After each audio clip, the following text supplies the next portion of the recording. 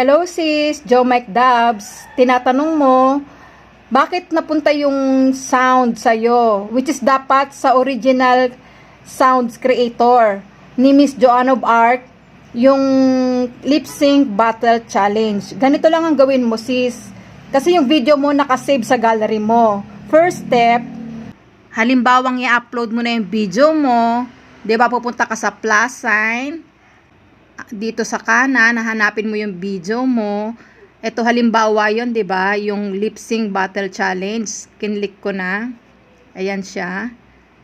Ito yan, 'di ba? Next. Ito na yan siya, lumabas. Tapos next mo lang. Tapos pupunta ka dito sa sound sis, sa baba.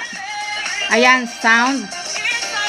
Tapos hanapin mo yung favorite, 'di ba? Recommended, tapos may favorite. Click mo yung favorite. Ayan. Hanapin mo diyan yung creator. Ito siya, si Miss Joan of Arc, nasa umpisa.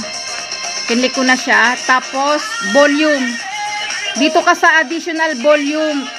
Itodo mo kung gusto mo. Tapos itong original sound, patayin mo. Kasi ito yung sound na galing sa'yo. Volume. Eh di yan na, nakatodo na yung volume, 'di ba? Next mo na. Tapos, eto sis, Queen Soul Diva TikTok. Yan yung correct hashtag at Joan of Arc.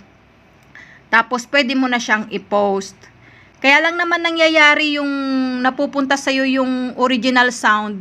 Kasi yung video nakasave sa gallery mo. I hope na nakatulong ako sa simpleng tutorial ko. Repost mo na yung video mo para makahabol ka na sa challenge. Good luck sa you sis. Have a nice day. God bless you.